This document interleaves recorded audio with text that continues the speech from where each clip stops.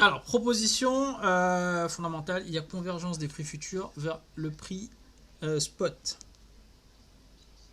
Ok. Donc, ça veut dire quoi ça? Alors, on a le cas 1. On fait un petit graphique. Hop.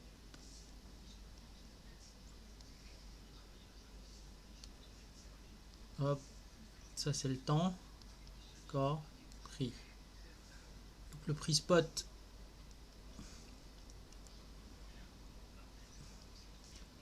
Rouge, c'est le spot. Hein. Et le futur, c'est vert.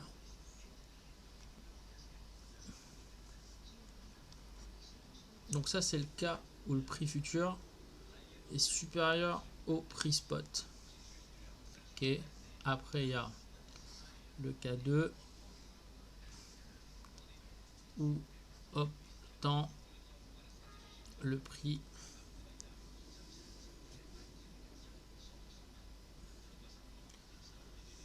Donc là, je prends le prix futur. Du coup, il est inférieur au prix spot. Voilà. Donc, c'était les deux cas. Alors, pourquoi c'est important ce truc? C'est que si on prend un contrat, exemple,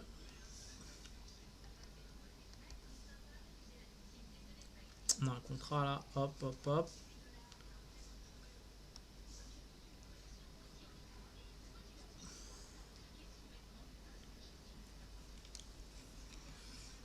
On va supposer que le prix futur est supérieur au prix spot. Je sais pas, le prix futur, il est de, je sais pas, 100 USD. Et le prix spot, il est de 50 USD. Ok. Donc, qu'est-ce qui ferait un arbitragiste? Ok. Donc, il va shorter le contrat. Donc, il va prendre une position courte. C'est-à-dire qu'à l'échéance, là, t égale 0, là, il short, il paye rien.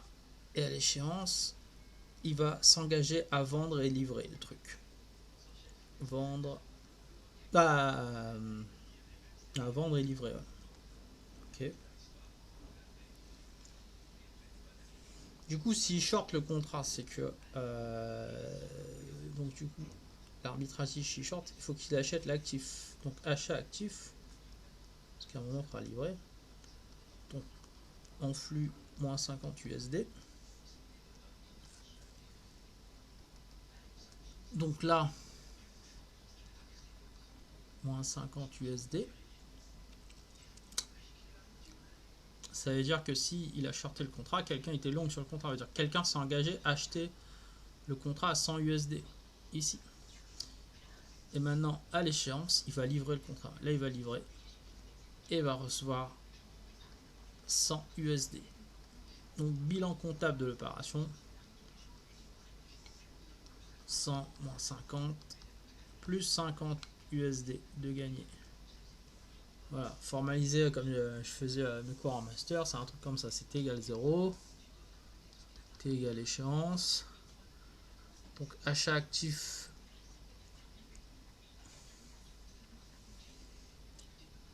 donc on avait là, bon, moins 50, mais en fait après c'était, il emprunte moins 50, après qu'il rembourse.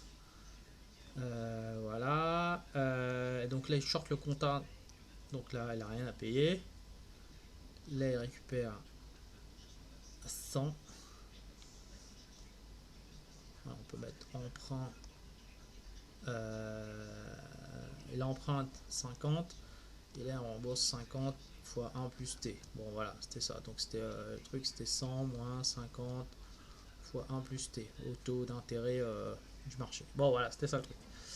Donc ce qui voilà, donc ça c'est donc un arbitrage. Donc maintenant pourquoi le marché il est autorégulé, c'est que donc du coup si un arbitragiste il fait ça, du coup, il y aura. Hop, monsieur, il est arbitragiste là, il a fait ça, il a gagné ça. L'arbitragiste 2, il voit ça. Il dit hop, moi aussi je vais shorter le contrat. Donc, du coup, il y aura de plus en plus de gens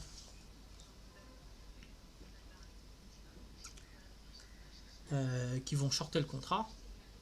C'est-à-dire que le prix va baisser du contrat. À un moment, il sera à 90 USD. 80.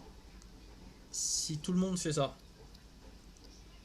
d'accord, jusqu'à ce que il y aura convergence avec le prix le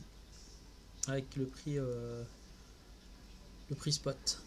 Voilà, donc ça c'est ce qui est illustré à cette figure 1 là. Donc le prix futur il est largement supérieur, et du coup il va baisser jusqu'à ce qu'il va atteindre le truc. Voilà. Le raisonnement inverse aussi, il est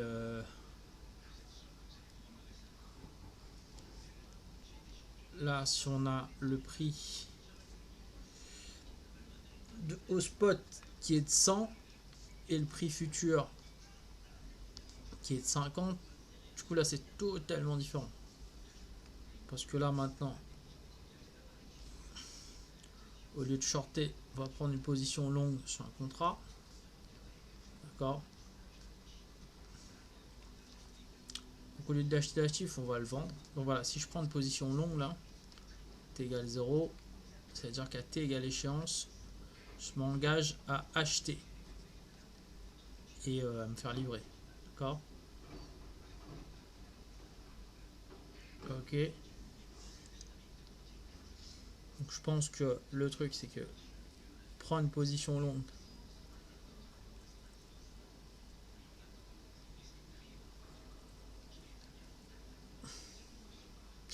donc du coup c'est quoi le flux? Si je prends une position longue, c'est à dire que là, voilà, le prix futur inférieur, là je paie moins 50 USD à échéance, tandis qu'en spot je vends l'actif.